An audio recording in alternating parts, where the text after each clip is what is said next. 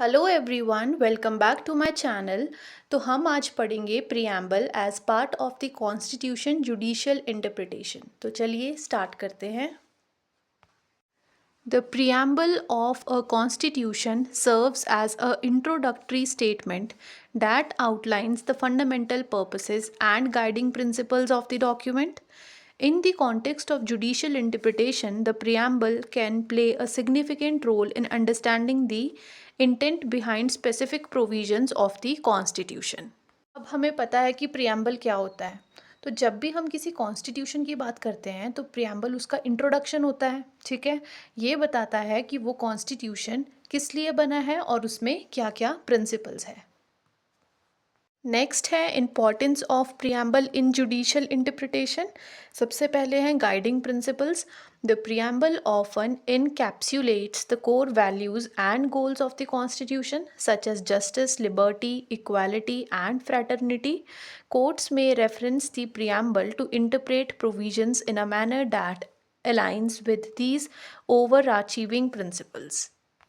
अब guiding principles का मतलब है कि प्रियम्बल में कुछ बेसिक वैल्यूज़ होती है, जैसे जस्टिस हो गया, लिबर्टी हो गया, इक्वालिटी हो गया। ठीक है, तो जब कोई जज किसी भी केस का फैसला करता है तो वो इन वैल्यूज़ को देखता है, यानी वो ये समझने की कोशिश करते हैं कि किसी लॉ का मकसद क्या है। ठीक है, उसको बोलते हैं guiding principal. Intent of the framers. The preamble provides insight into the intentions of the framers of the Constitution. Judges may look to the preamble to clarify ambiguities in the text, using it as a guide to discern the intended meaning of certain clauses. बना था तो जो उसे लिखने वाले कुछ framers थे उनका क्या कहना था। उनका कहना था कि प्रियम्बल में कुछ ऐसी बातें होती है जो जजेस जो है वो प्रियम्बल को देखते हैं ताकि उनको क्लैरिटी मिले और समझ सके कि लॉ का असली मतलब क्या है। Contextual framework. It sets the context for the Constitution as a whole, helping to frame debates on constitutional issues. This context can be particularly useful in cases involving fundamental rights and duties.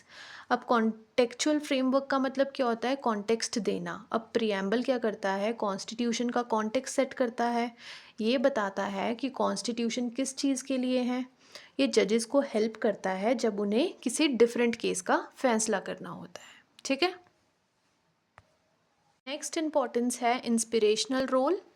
While the preamble is not always legally enforceable, it can inspire judicial reasoning and serve as a moral compass for the judiciary in its decision.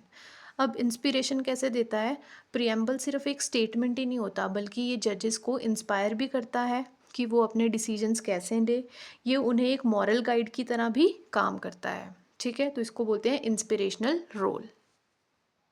Next है example of judicial interpretation. सबसे पहले हैं इसमें supreme court का decisions.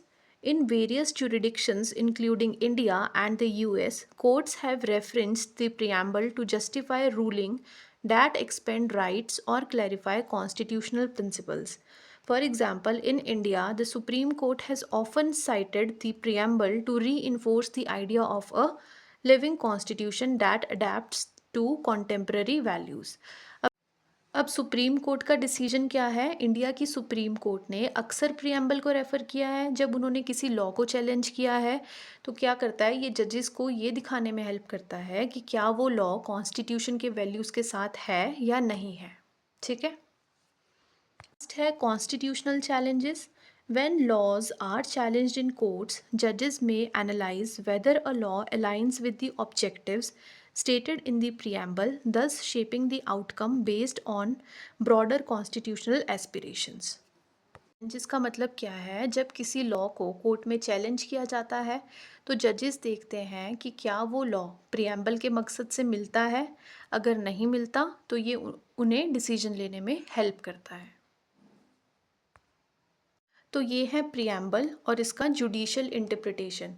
ये एक तरह से कॉन्स्टिट्यूशन का दिल है जो जजेस को बताता है कि उन्हें किस डायरेक्शन में सोचना है।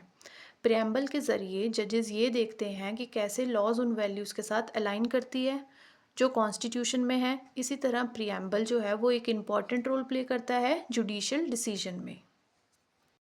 सो that is all for the topic. अगर आपको मेरी वीडियो अच्छी लगे तो please don't forget to like share और subscribe my channel. Thank you.